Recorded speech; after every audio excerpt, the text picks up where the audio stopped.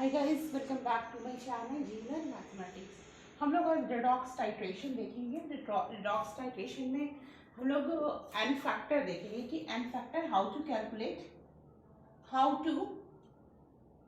Calculate n factor. N factor calculate करने से पहले आप लोगों को क्या आना चाहिए? ऑक्सीडेशन नंबर फाइंड आउट करना आपको आना चाहिए। इसके लिए आप मेरा प्रीवियस वीडियो भी देख सकते हैं। और हम लोगों ने इसे पहले पढ़ा मोल्स क्या होता है? Weight in gram by molecular weight, जिसको हम लोग क्या बोलते हैं? मोल्स बोलते हैं। मोलरिटी क्या होता है? Number of moles of solute present in 1 liter of solution। फिर नॉर्मेलिटी क्या होता है? नॉर्मेलिटी नंबर ऑफ ये मोल्स का नहीं, equivalent moles of solute present in 1 litre of solution. और थर्ड चीज क्या है? Molality number of moles of solute, यहां पे क्या होगा? Present in 1 kilogram of solvent. इससे कंफ्यूज नहीं करना है। ये इसको स्मॉल एम से, इसको एन से, इसको एम से, इसको स्मॉल एन से। स्मॉल एन से एवोगैड्रो नंबर भी यूज करते हैं या कभी कभी मोल्स भी करते हैं। तो एवोगैड्रो वहां पे आपको ध्यान देना पड़ेगा कि आप क्या कर रहे हो। एंड ये हम लोग number of moles of solute present in 1 kilogram of solvent, उसको हम लोग मोलैरिटी। ये सब कुछ बेसिक चीज है जो कि हम लोग शुरू से पढ़ते आए हैं। मोल्स तो 8 या 9 क्लास से ही शुरू हो जाता है। तो ये होता है। और एक चीज आता है एन इक्विवेलेंट क्या होता है? N1V1 या M1 into N factor into V1 क्या होता है? Volume of solution.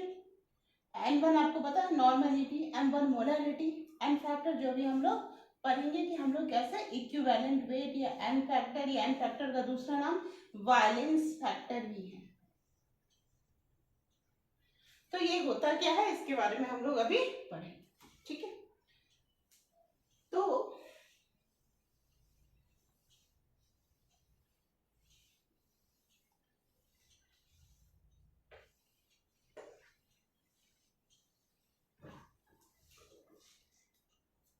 मान लो कोई रिएक्शन है। सपोज करो हम एक एग्जांपल लेते हैं, सोडियम थायोसल्फेट Na2S2O4 से Na2S4O6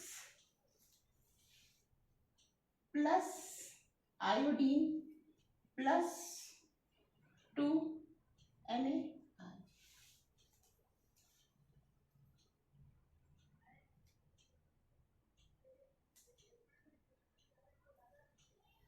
तो हम लोग ये बनाएंगे Na2S2O3 से Na2S2O6 बनाएंगे। इसमें हम लोग को इसको क्या बोलते हैं? सोडियम थायोसल्फेट बोलते हैं। इसको क्या बोलते हैं? टेट्राथायोनेट, सोडियम लगा के सोडियम टेट्राथायोनेट, ये हो गया सोडियम। तो हम लोग को इसमें कैसे ऑक्सीडेशन नंबर निकालना है वो कैसे फाइंड आउट करते हैं? तो हम लोग पहले स्टेप वाइज काम करते हैं। स्टेप वाइज अभी हम लोग सीखने के लिए, जब सीख जाएंगे तो डायरेक्टली भी कर सकते हैं। Na2S2O3 इसको ब्रेक करेंगे तो क्या आएगा? 2Na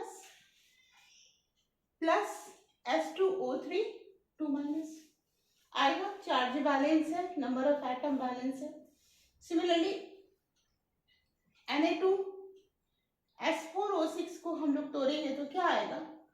2Na plus S4O6 2 minus, यानी S2O3 2 माइनस से हमको कन्वर्ट करना है, S2O3 2 माइनस से हमको क्या कन्वर्ट करना है, S4O6 2 माइनस से। अब यहाँ पे क्या, इसको 2 से मल्टीप्लाई करेंगे तो 2 2 जा 4 हो गए, यानी 4 इलेक्ट्रॉन है, इधर 2 इलेक्ट्रॉन है, इसको 2 इलेक्ट्रॉन से मल्टीप्लाई। तो हमारा ये जो इक्विवेलेंट वेट क्या होता है, इक्विवेलेंट वेट,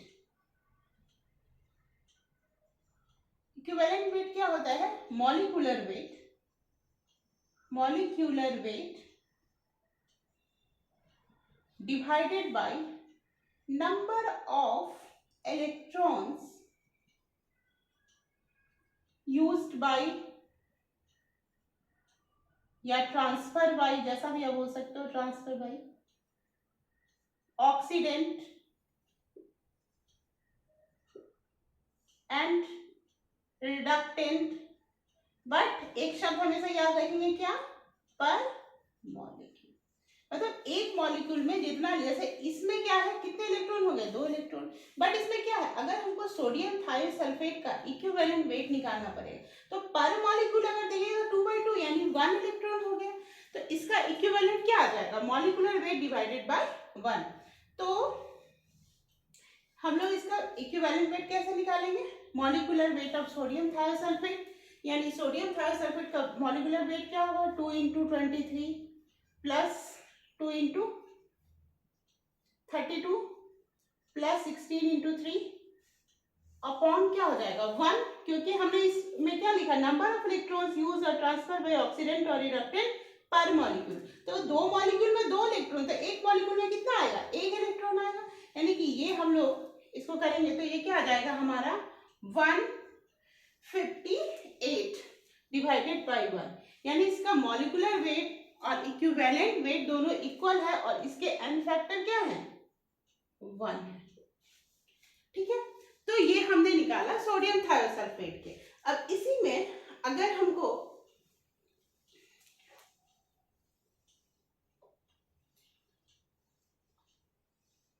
ये पूरे फिजिकल केमिस्ट्री का सबसे इंपॉर्टेंट पार्ट है, इस पर हमारा बहुत प्रैक्टिस होना चाहिए, ताकि हमारा को आप इलेक्ट्रोकेमिस्ट्री में जाओगे वहां आएगा, आप केमिकल काइनेटिक्स में जाओगे वहां भी सब मिक्स करके जहां क्वेश्चन आते हैं जेई में, तो वहां पे आ सकता है।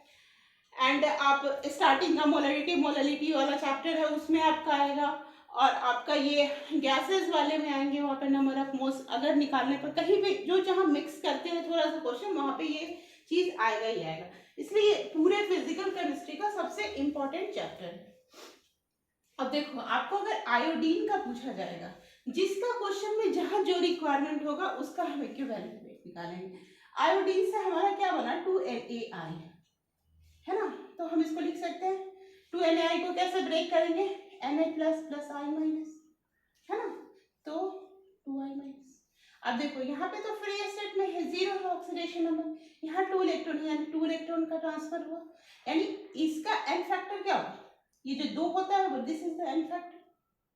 और इक्विवेलेंट वेट क्या होगा, equivalent weight of iodine, equivalent weight of iodine क्या होगा, इसका मॉलिक्यूलर आयोडीन का क्या होता है 127, यानी 254 हो जाएगा, डिवाइडेड बाय 2 यानी 127, इसका हमारा क्या आ गया, इक्विवेलेंट वेट। ये तो बहुत छोटा सा सिंपल सा क्वेश्चन, कभी कभी कॉम्प्लेक्स रहेगा, ठीक है, उसमें हम लोग कैसे फाइंड आउट करेंगे उसके बारे में हम लोग देखते हैं, ठीक, इसको हम लोग मिटाते हैं। अब दूसरा कोई इक्वेशन लेते हैं,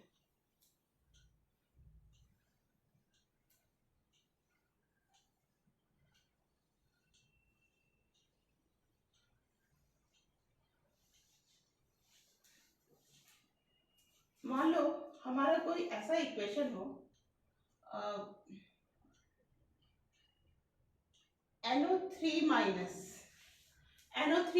हो, और NO3 माइनस से हमको अगर N2 बनाना हो, ऐसा कुछ हो, ठीक है, इन दैट केस क्या करेंगे, हम इसको 2 से मल्टीप्लाई कर सकते हैं, तो ये हमारा बैलेंस, तो यहाँ पे ऑक्सीजन बैलेंस नहीं है, तो 3 2 6, 6H2O हो गया हमारा।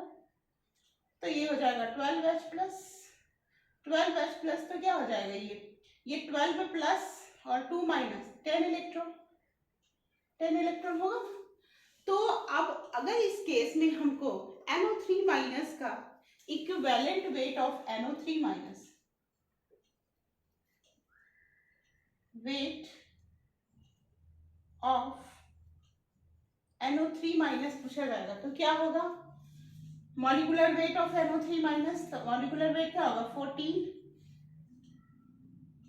48, ये हो गया, डिवाइडेड बाय क्या होगा 10/2, क्योंकि पर मॉलिक्यूल निकालना है। इसमें बहुत लोगों का गलत होता है, वो क्या करते हैं 10 लिखते हैं अपॉन 10, 10 से डिवाइड कर, नहीं 10 पर मॉलिक्यूल, 10/2 यानी क्या आ जाएगा 5, यानी 62/5।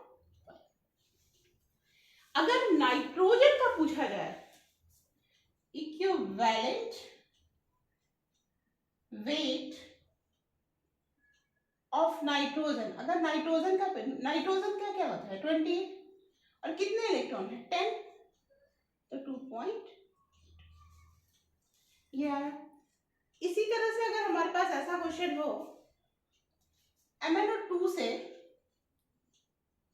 अगर हमारा MnSO4 बन रहा हो, ठीक है, अब देखो यहाँ पे बैलेंस नहीं है, ये SO4 है, ये 2 है, फिर ऑक्सीजन बैलेंस करेंगे, आयन इलेक्ट्रॉन मतलब बहुत कुछ है। तो उस तरह से बस हमको MnO2 का अगर इक्विवेलेंट वेट मिले, तो Mn का क्या है ऑक्सीडेशन, यहाँ पे -4 यानी +4 होगा। Mn किस स्टेट में +4 में, आया किस स्टेट में Mn +2 में, तो कितने इलेक्ट्रॉन का डिफरेंस है 2 इलेक्ट्रॉन का। तो क्या करेंगे equivalent weight equal to molecular weight, तो मॉलिक्यूलर वेट Mn का क्या होता है 55 + 32 अपॉन 2, ये हो गया 87/2। तो ये आया हमारा किसका MnO2 का इक्विवेलेंट। सिमिलरली MnSO4 का भी क्या होगा इक्विवेलेंट वेट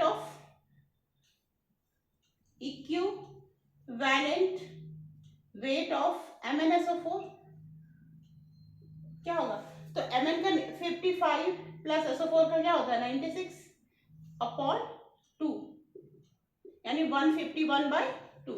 तो इस तरह से हम लोग किसी का भी इक्विवेलेंट वेट बता, लेकिन आपको दो चीज आना चाहिए, क्या ऑक्सीडेशन नंबर सबका पता होना चाहिए, दूसरा आपको रिएक्शन को बैलेंस करना आना चाहिए, मतलब ऑक्सीडेशन नंबर मेथड से कैसे बैलेंस करते हैं, आयन इलेक्ट्रोड मेथड से कैसे बैलेंस करते हैं। तो इस तरह से आपको थोड़ा सा उससे थोड़ा आपको प्रैक्टिस होगा और आइडिया मिलेगा, ठीक है। अब हम लोग कोई दूसरा एग्जाम्पल लेते हैं जो कि थोड़ा सा टफ हो और समझ में आए। सपोज करो अगर हमारा Fe3O4 है और प्लस KMnO4 है, से बन रहा है Fe2O3 और प्लस मैग्नीशियम ऑक्साइड। ये हमारा आयरन का 2 स्टेट होता है, 2 और होता है, Fe3O4 में पाया जाता है, Fe2O3 में भी पाया जाता है। ये पोटेशियम परमैंगनेट है। इसके रिएक्शन से हमको मेरा भी वो टारगेट नहीं, हमारा टारगेट है इक्विवेलेंट वेट कैसे फाइंड आउट करना है। अब देखो यहाँ पे आयरन का हम लोग इसको अगर तोड़े तो आयरन का क्या ऑक्सीडेशन स्टेट होगा, इसको 3x लिखते हैं, इसको -2 होता है, -8 = 0, यानी x बराबर क्या आएगा 8/3 आएगा। सिमिलरली इसमें क्या आएगा, ये क्या होगा 2x - 6, x बराबर क्या आएगा +3, यानी ये जो हमारा Fe का क्या है ऑक्सीडेशन +8/3, कितने आयन के लिए 3 के लिए। सिमिलरली इसमें Fe का ऑक्सीडेशन स्टेट कितना है +3, कितने आयन के लिए 2 के लिए। अब देखो इसका क्या हो जाएगा, ये +8 हो जाएगा, एक आयन का निकालोगे, इसमें +6 का कितना निकलेंगे +2 इलेक्ट्रॉन हम लोग यहाँ पे ऐड करेंगे। इसका इक्विवेलेंट वेट, अब यहाँ पे हमारा क्या है कि हमको इसको बैलेंस करना है, ये 3 में है, ये 2 में है, तो हम लोग इसको क्या करते हैं, 2 से मल्टीप्लाई करेंगे और इसको किससे मल्टीप्लाई करेंगे, 3 से मल्टीप्लाई करेंगे, तभी हमारा बैलेंस होगा। तो ये हमारा 2 के लिए ये कितना आया, 2 इलेक्ट्रॉन, इसके 2 मोल्स के लिए हमारा कितना आया, 2 इलेक्ट्रॉन, यानी कि इसका इक्विवेलेंट वेट क्या, एन फैक्टर क्या होगा, एन फैक्टर क्या होगा, 1 होगा, एन फैक्टर इसका क्या होगा, 1 होगा। तो हम लोग अब इक्विवेलेंट वेट ऑफ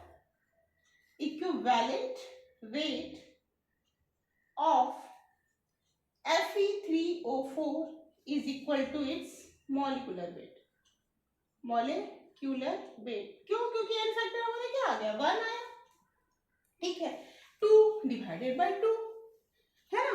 अब बट अगर इसी में Fe2, अब इसका मॉलिक्यूल क्या होता है हमारा, ये होता है आपका 232 होता है, ये होता है आपका 232।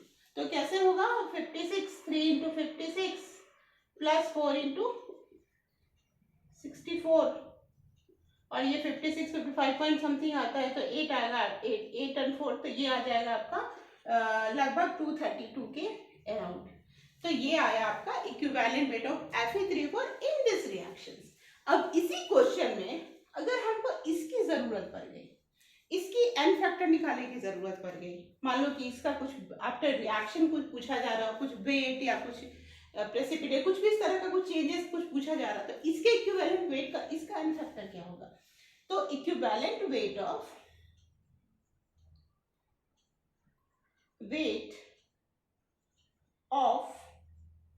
Fe2O3 क्या होगा, मॉलिक्यूलर वेट,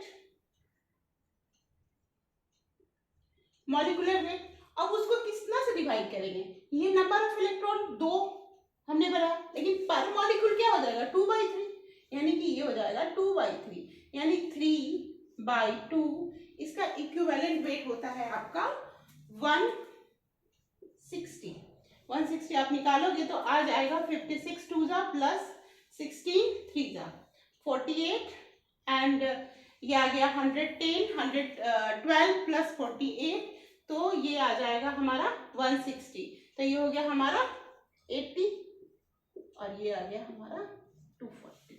तो ये हमारा निकला इक्विवेलेंट। इसी तरह हम लोग वेरियस रिएक्शंस का करेंगे, इसका एक लेक्चर और भी होगा, और किसी को इस टॉपिक में अगर कुछ डाउट है तो आप हमारे कमेंट बॉक्स में लिख सकते हैं, एंड अगर आप if you want more lecture then also आप कमेंट बॉक्स में लिख दीजिए कुछ भी डाउट है, कैसे इक्विवेलेंट निकालते हैं, कैसे एन फैक्टर, बिकॉज अगर एन फैक्टर निकालना आपको नहीं आएगा तो आपको टाइट्रेशन भी समझ में नहीं आएगा और फिजिकल केमिस्ट्री आपके हाथ से गया।